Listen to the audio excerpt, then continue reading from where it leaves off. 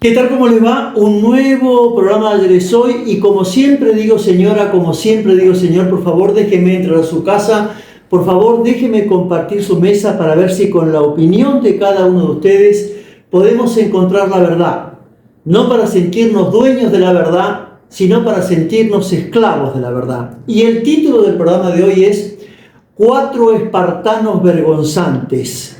Bajo este título, señora, señor, los siguientes temas de la agenda política. Primer tema, la política internacional y los conflictos bélicos en el mundo. Y el segundo y último tema de la agenda política nacional, el después del Pacto de Mayo. Y nuevamente el título del programa de hoy, Cuatro espartanos vergonzantes. Bajo este título, señora, señor, queremos compartir que este próximo 21 de julio de este mes, Ayer es Hoy, cumple 24 años ininterrumpidos de estar presente en los medios de comunicación de la Argentina y del mundo. Nuevamente, el título del programa de hoy. Cuatro espartanos vergonzantes. Recuerda mucho mejor que yo, señora, señor, que al sudeste del Peloponeso, al oeste del monte Taygeto, al este del monte Parnón,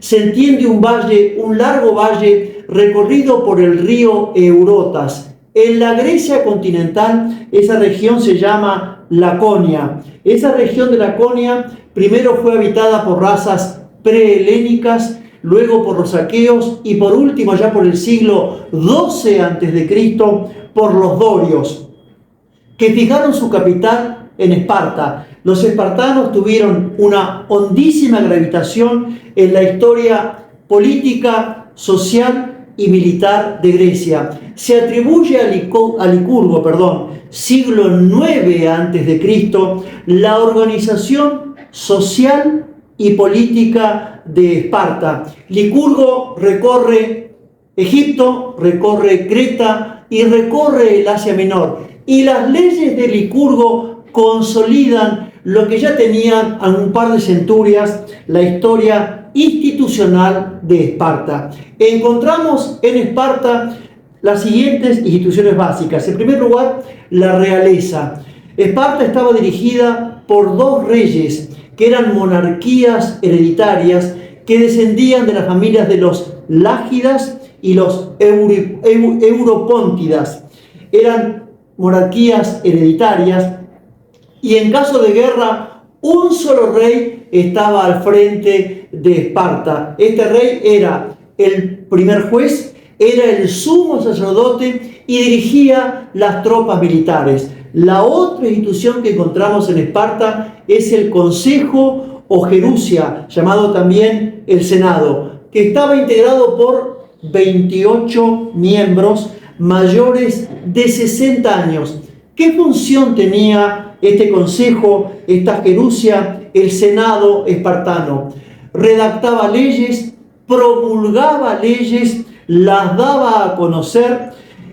La administración de justicia también estaba a su cargo y por último tenía a su cargo las relaciones exteriores de Esparta. La otra institución de Esparta era la Apela o Asamblea Popular, que estaba constituida por todos los miembros considerados iguales entre los espartanos, mayores de 30 años. No redactaba leyes. Su función era aprobar o desaprobar las leyes que el Senado espartano había redactado. Y la otra institución muy conocida era de los éforos. ¿Quiénes eran los éforos? Éforos son inspectores que convocaban y presidían tanto al Senado como a la Asamblea. Disponían la movilización del ejército, controlaban las finanzas y vigilaban la moral de los adultos y la educación de la juventud en Esparta. ¿Qué clases sociales tenían los espartanos? Fundamentalmente, los espartanos tenían tres clases sociales. Los espartanos o esparciatas, que eran descendientes de las familias fundadores de Esparta, considerados entre sí iguales y cuya única función era la vida y la función militar. En segundo lugar, los periecos. Los periecos eran descendientes de los antiguos aqueos vencidos por los espartanos. Tenían todo tipo de libertades, libertades sociales, libertades económicas, se manejaban con plena tranquilidad en el territorio espartano, pero no tenían derechos políticos en Esparta. Y por último, los ilotas. Los ilotas eran los campesinos, descendientes de las razas prehelénicas vencidos por los espartanos. No tenían derechos civiles, no tenían derechos sociales, eran considerados prácticamente esclavos. Pero fíjese usted, señora, señor, que eran extremadamente valientes, eran muy numerosos, solían prestar grandes servicios al ejército espartano y cada tanto cuestionaban severamente la vida militar y la rigidez de los espartanos. ¿Cómo eran las costumbres de Esparta? Los espartanos vivían en casa de madera sin ningún tipo de adorno. Solían usar el mismo manto tanto en invierno como en verano.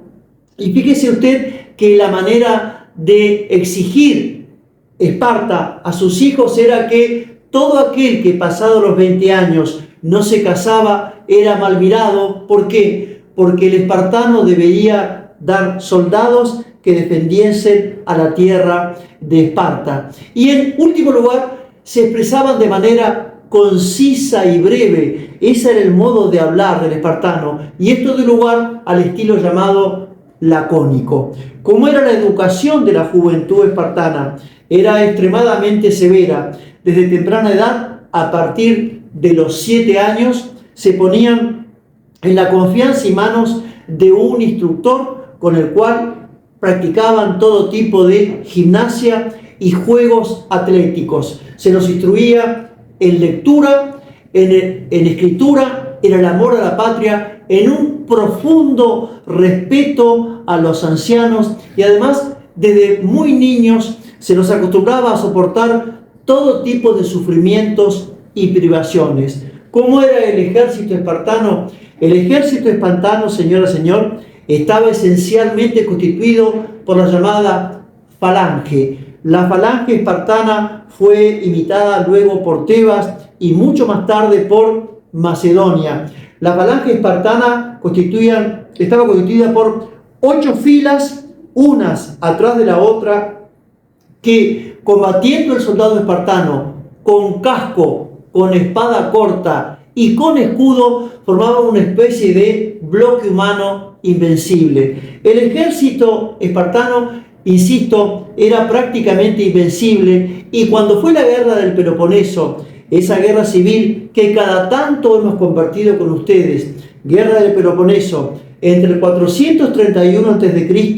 al 404 a.C., vence Esparta. Esparta queda dueña de toda la Grecia continental. Pero ¿qué no tuvo Esparta? No tuvo tacto político. Esparta no tuvo prudencia política, ni a presente ni a futuro. Y el imperio persa, aún habiendo sido la última guerra médica entre persas y griegos, allá por el 449 a.C., aún por esta fecha, casi 80 años después, siempre el imperio persa estaba al acecho de las divisiones irreconciliables entre las polis griegas. Entonces, cada tanto incitaba, ponía fichas en favor de una polis y en contra de la otra. En este contexto, en una Esparta imprudente, sin tacto, sin ningún tipo de roce político, se siente oprimida Grecia, y entonces surge la llamada sublevación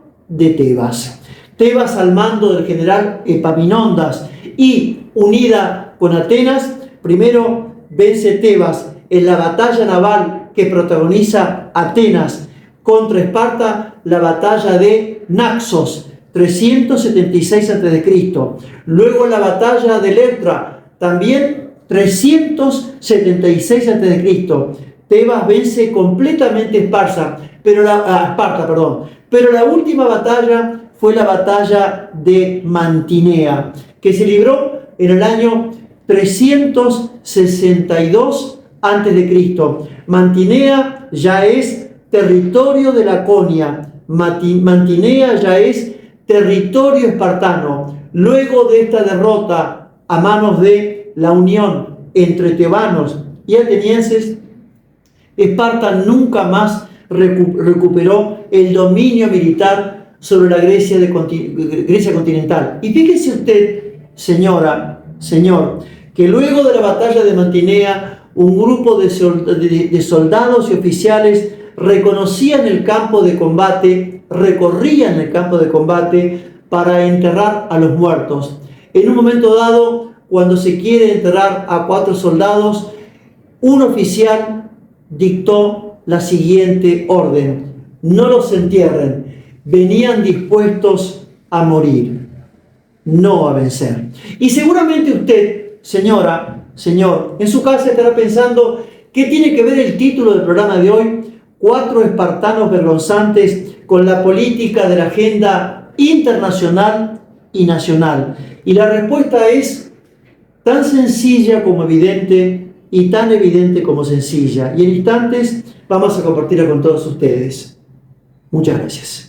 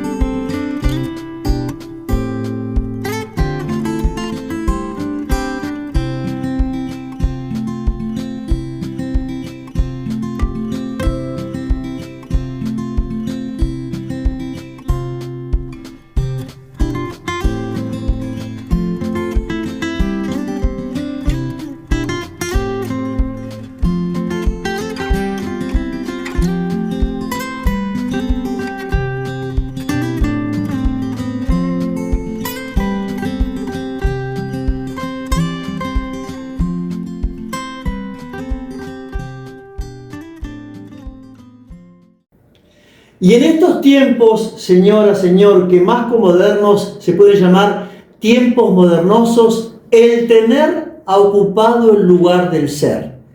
El tener ha desnaturalizado lo que significa ser. Es absoluta y completamente natural y evidente que el tener vida, el tener salud, el tener familia, el tener trabajo, el tener futuro, el tener amigos, son las formas más apreciables del tener. Pero esto es un adjetivo de la persona. Esto es lo adherente. El tener es eso, aquello que se adhiere a la persona. Lo sustantivo, lo sustancial es ser. Y se preguntará usted, señora, señor, ¿ser qué? Ser buen amigo, ser buen hijo, ser buen padre, ser buen político, ser buen trabajador, ser un buen estudiante, ser en definitiva una buena persona. Y entre las formas modernosas y más deshumanizadas del tener está la guerra, porque la guerra es la forma más deshumanizada y cruel de tener ¿qué? De tener poder, porque en definitiva la guerra moderna, desde la Primera Guerra Mundial hasta la fecha, se ha convertido en un multimillonario comercio de venta de armas, donde el tener y el poder han reemplazado al honor y a la justicia. Esparta pagó para siempre su excesivo militarismo, su exclusivo rigor ilimitado.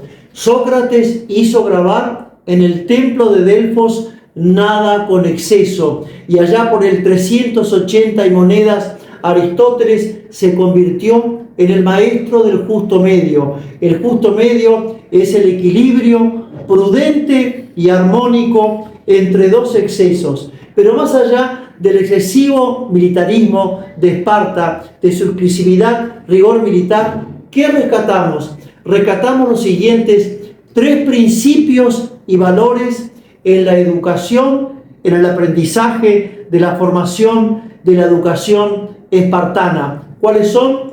La pertenencia, el orden y la disciplina.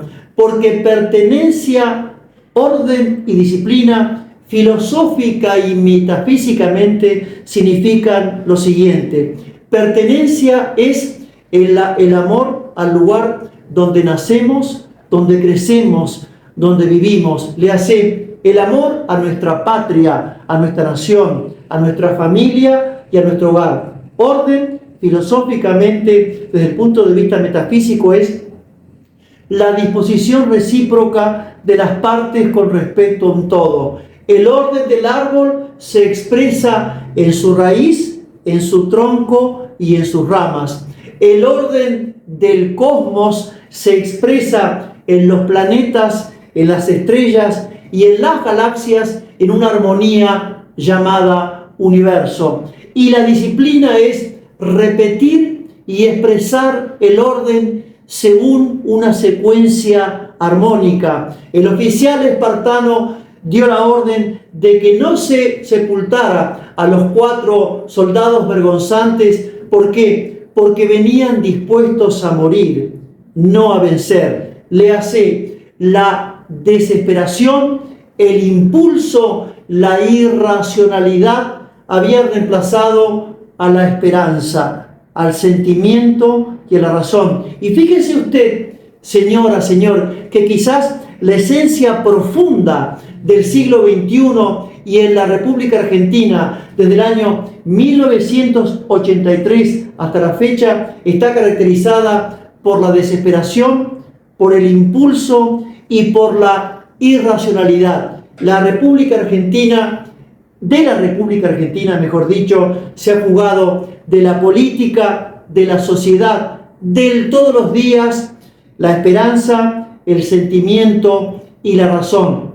Y más allá de todos los vaivenes de todos los políticos, desde el año 1983 hasta la fecha, luego de 41 años de democracia de manera ininterrumpida, la República Argentina, habiendo tenido en el año 1976 4,5% de pobreza, hoy en el año 2024, julio de 2024, tiene 55% de pobres y 19,5% de indigentes. Léase, el 75%, más de las 3/4 partes de la población argentina es pobre e indigente. Están privados de progreso y de bienestar. No viven, sobreviven. Primer tema de la agenda internacional: la política internacional y los conflictos bélicos en el mundo. El atentado contra Donald Trump se agrega a una larga lista de magnicidios que ha sufrido y que sufre Estados Unidos cada tanto en su historia política. Matar presidentes no es novedad en los Estados Unidos de Norteamérica. No obstante, el fallido atentado contra Donald Trump asegura su triunfo en las próximas elecciones de este año calendario. Donald Trump ha exhibido y exhibe un vocabulario violento, mesiánico, fundacional. Carece de toda prudencia política, carece de todo tacto político. Enfrente está el actual presidente Joe Biden, que no está ejerciendo, o no muestra, mejor dicho, una salud física y mental. En este contexto político, un nuevo mandato de Donald Trump, con ausencia de prudencia política, con ausencia de tacto político, es realmente un problema para la comunidad internacional. Porque si hay algo que realmente necesita la comunidad política internacional por estos tiempos es, en primer lugar, ejemplaridad. En segundo lugar, límites al poder bélico. Y en tercer lugar, un vocabulario, un discurso político que se exprese con armonía, con concordia, con justo medio. ¿Qué pasa en América Latina? Cuba Nicaragua y Venezuela, siguen sus populismos neomarxistas y esperamos que los presidentes de México, Paraguay y Uruguay sean un verdadero ejemplo de justo medio republicano, porque cada tanto acá en América Latina, sea para la extrema izquierda o para la extrema derecha, olvidamos las formas republicanas de gobierno. ¿Qué está pasando en el mundo? Vladimir Putin estrecha sus lazos con Irán y con China. Léase, la irracionalidad, el fanatismo, el mesianismo estrechan vínculos de poder bélico y político. Ya Rusia, de la mano de este nefasto, de este criminal de guerra llamado Vladimir Putin, un ex agente de la KGB, del comunismo soviético, ya no distingue hospitales, ya no distingue escuelas. Un verdadero criminal de guerra. ¿Qué pasa? La guerra entre Israel y Hamás. La guerra entre Israel y Hamás continúa, pero nos parece que el continuar es una expresión incompleta. Israel y Hamás. Hamás e Israel no solamente continúan la guerra, sino que profundizan y consolidan la guerra en el territorio gazatí. Los habitantes de Gaza no tienen comida, no tienen un lugar donde vivir, no tienen hospitales, no tienen paz. Israel ha excedido todos los límites de la legítima defensa y los habitantes de Gaza no tienen la culpa que un grupo de terroristas musulmanes llamado Hamás los obliguen a vivir una guerra sangrienta y cruel. Pero nosotros, desde un tiempo a esta parte, decimos que este no es un conflicto bélico, este es un conflicto bíblico-religioso que tiene entre los árabes, entre las tribus árabes e Israel, 4.000 años de antigüedad. Y como la respuesta mutua de unos a otros entre árabes e israelíes es la ley del talión, la ley del ojo por ojo, es evidente que una paz duradera por este momento no se ve en el territorio de la guerra entre Hamás e Israel. ¿Qué ha pasado en Francia? En Francia ha ganado la extrema izquierda y el electorado francés muestra 3 tercios. Muestra el tercio del presidente Macron, el otro tercio es la extrema derecha y el otro tercio es la extrema izquierda. Pero ¿sabe qué, señora? ¿Sabe qué, señor? No solamente Francia, todo el continente europeo es víctima del accionar terrorista de ISIS, de Hamás, de Hezbollah, que disfrazados de islámicos, que escondiéndose atrás de la religión islámica están lavando el cerebro. Ya no son atentados con puñales, ya no es poner bombas, lavan el cerebro de aquellos descendientes de africanos y de asiáticos que, siendo musulmanes, ¿a qué nos incita el terrorismo de ISIS, Hezbollah y Hamás? Al odio, al rencor, a la venganza contra todo lo que sea la civilización y la cultura europea. El europeo, desde el año 1970 hasta la fecha, en un crecimiento cada vez más agudo, cada vez más grave, se siente un extraño en su propio continente. Hacemos la última pausa y enseguida volvemos. Muchas gracias.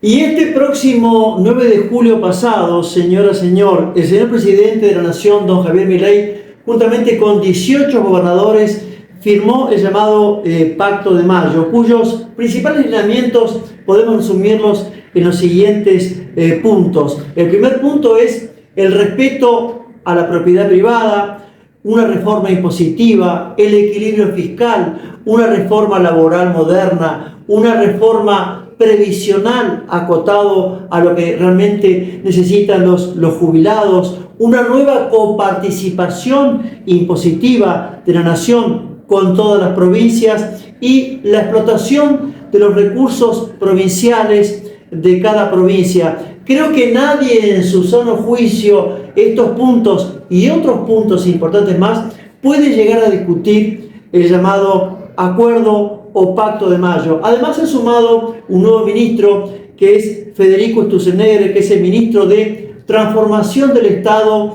y de Regulación de la Economía. Señor ministro don Federico Sturzenegger, no le pedimos un Estado elefante, según enseña el populismo neomarxista. Tampoco le pedimos un Estado hormiga o un Estado que no exista, según enseña el capitalismo neoliberal. Le pedimos un Estado justo, equilibrado y eficiente que realmente atienda a todas las necesidades de los habitantes de la República. Pero más allá de estas consideraciones, nosotros cada tanto compartimos con ustedes, señora, señor, una lista de países que han armonizado lo que se llama la presencia del Estado, la economía privada y el trabajo público. Y esos países son, entre otros, Noruega, Suecia, Finlandia, Alemania, Austria, Bélgica, Holanda, Portugal, Irlanda, ahora España, que es la economía más fuerte y más creciente y más sólida de Europa. La primera economía de Europa es la alemana. La segunda economía de Europa es la economía española. Y sumamos además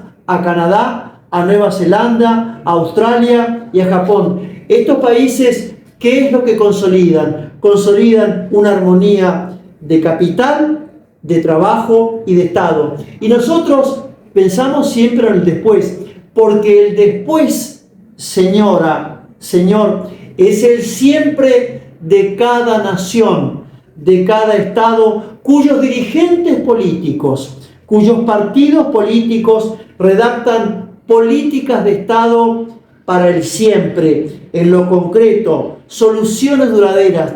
Y con el ejemplo que acabamos de dar, son los países, entre otros países del mundo, que, insisto, han consolidado el Estado, la presencia pública y la presencia privada. Pero usted sabe, señora, señor, que nosotros para lo bueno, y solamente para lo bueno, somos extremadamente caprichosos. Y hace 24 años que le preguntamos a cada uno de los partidos políticos, a cada uno de los presidentes y dirigentes políticos de la República Argentina, cómo poder poner nuevamente en funcionamiento la economía, la producción y la industria nacional.